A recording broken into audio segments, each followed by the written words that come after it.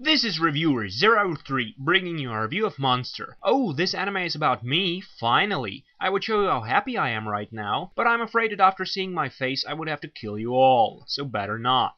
Okay, so the story of Monster goes something like this. You can trust me, I'm a German doctor. My grandfather already worked in the concentration camps. Making accents is hard. Okay, enough Nazi jokes. Leave those poor Germans alone. I mean, sure, the Nazis did horrible things, but that was 70 years ago. So stop rubbing it into their face every time you can. Just look at the ex-communist countries. They killed between 100 and 150 million people, yet no one cares. Some delusional individuals even wear t-shirts with the faces of communist mass murderers. Excuse me, sir, why are you wearing a t-shirt with the face of a genocidal maniac? Are you fucking retarded? Alright, let's start with the analysis of Monster. Once upon a time there was a country called Czechoslovakia, which was really pissed at the world for doing absolutely nothing every time it was invaded. So Czechoslovakia decided to breed a superhuman being which would lead them to victory. They wanted to create the super communist. But one pair of super communist siblings named Johann and Anna managed to escape to Germany, and this is where the actual story begins. So, Monster is set in Germany in 1995, and the story revolves around a Japanese doctor called Kenzo Tenma, who after saving Johann's life becomes involved in some serious shit including murder,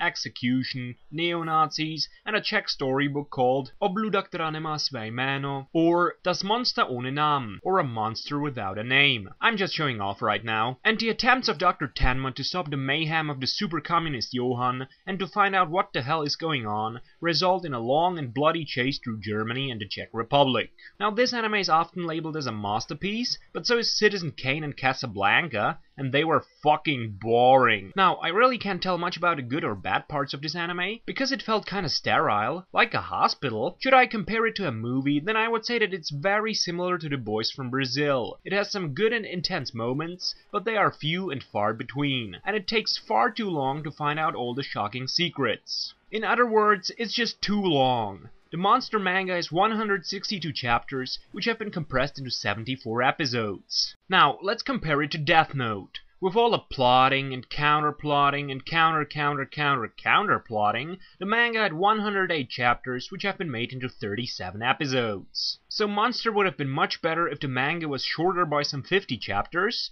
or if the producers had managed to compress the original 162 chapters into 50 instead of 74 episodes. Another thing which bothered me is the fact that some things are just absurdly unrealistic.